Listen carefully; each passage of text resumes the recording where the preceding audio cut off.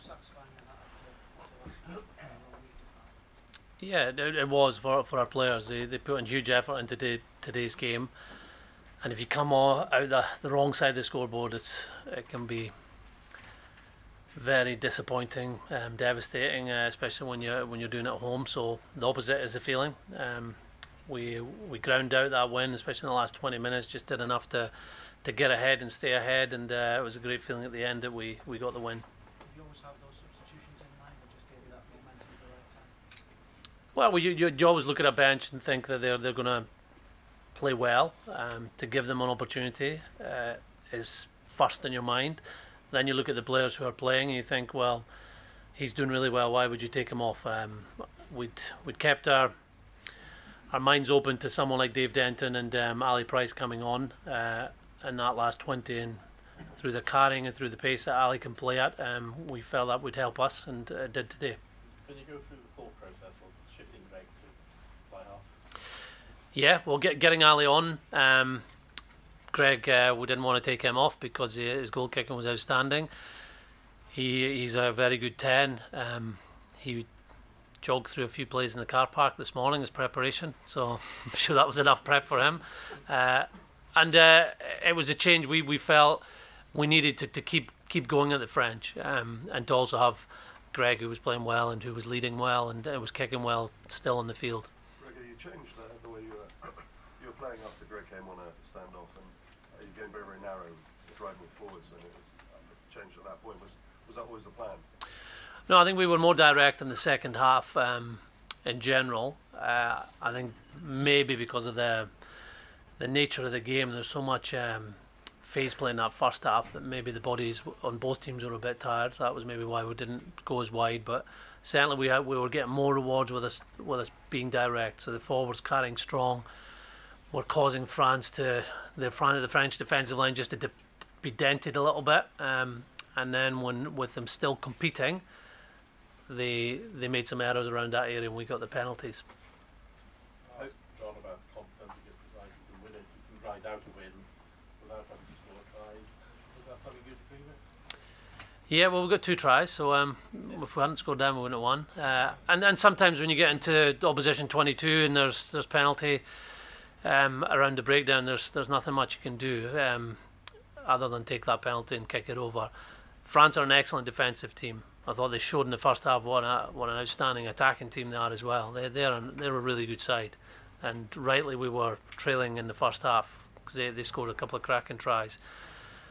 And for us to be able to bounce back, not just after last week, but bounce back after a couple of setbacks, to be 10-0 down against a team that looked full of confidence, to then concede another try and still stick up what we were doing, to work out what was going well, what we needed to adapt, and to put in that effort in the last 20 minutes, that was outstanding. Hugh Jones, I think it's now 8 tries in 13 tests. How impressive is it to rack up a record like that? If you look at the teams he's scoring against as well, he's become such a potent weapon for Scotland.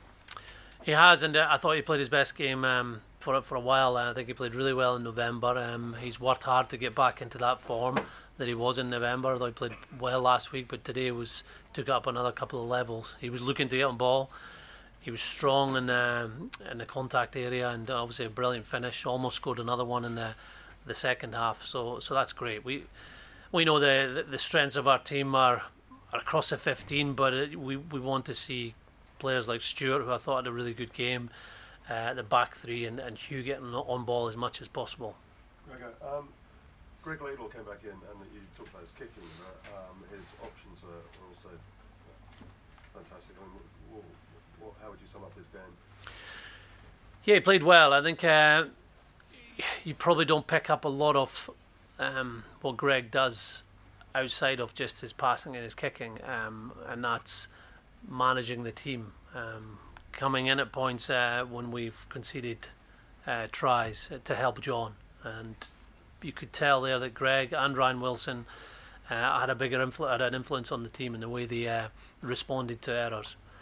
He obviously made some really good decisions. I thought we maybe didn't kick enough at times in the first half, off 9, and then when we kicked off 9 in the second half, both he and Ali were very accurate, and we managed to get Tommy up for those balls and getting them back. Simon Bergen, 80 minutes after a suspension, was that his best game for Scotland so far? Yes, by a long way, I think.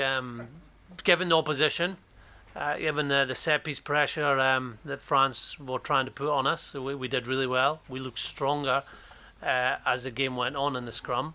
He carried the ball a lot. He made one brilliant cover tackle running about 20 yards to tackle one of the French backs. And Simon's got to take a lot of confidence from that. He's very gifted physical rugby player. His fitness and his pace for a tight head prop are outstanding. Applying himself to a game like that and being consistent shows what he's capable of, and he should take a lot of confidence going into our next game. Does this give you any renewed hope that perhaps you can go and challenge for championships and things like that? Well, it's one game. No one was asking me that question last week, so it's good now we get to play for trophies right throughout the season. That was a trophy today, and there's one up at stake in 2 weeks' time, and that's going to be a huge challenge. We were playing arguably the best team in the world over the last 2 years, given the amount of games they've won. A team that's very consistent, very tough to beat, that have shown that they find a way to win more often than not. And we've got to give our best game. We've got to really put them under pressure for 80 minutes, and we'll see what happens after that. Okay, just from this point, just a few questions just specifically for the print embargo. Gregor, the change in the breakdown at half time, was that something you just specifically did in the dressing room, or was it, as John said, just a question of the team getting time? Yeah, we talked about it. Obviously, we talked about it during the week. We knew that was a big strength of the French team. They like to compete. They've got men that are strong, that can get over the ball pretty quickly. So the immediate support was lacking at times in the first half.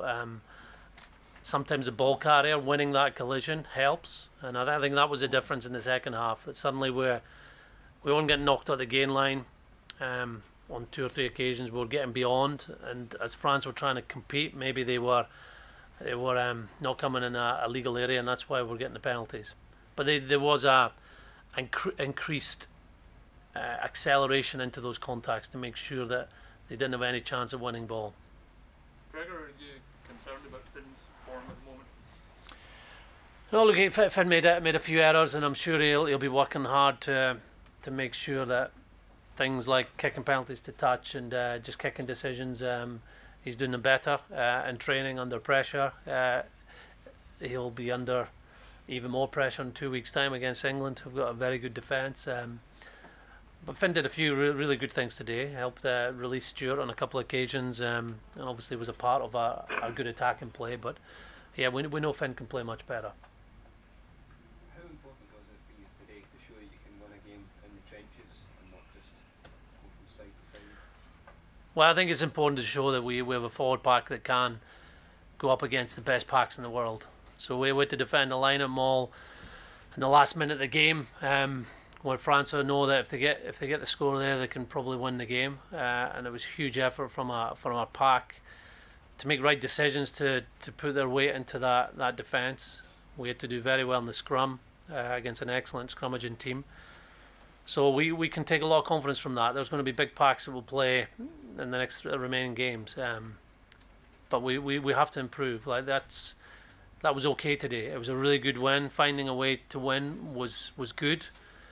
But we know we must keep improving. A big step up from last week, but not at the level we'd played in November. So there's still a lot of work to do. Gregor? Sure. Scotland were backing their fitness before the game. Did you feel that France was struggling with your tempo? I don't know. You might have to ask them. I think in the first half they looked like it was fine, but I know some of the effort that went into that first half made both sets of players tired in the second half. I believe there was a 6-minute period of play, which is unheard of at international level, any level. So that would have tired both teams. And obviously we felt we got more out of the last 20 minutes than the French. So it's a credit to our fitness.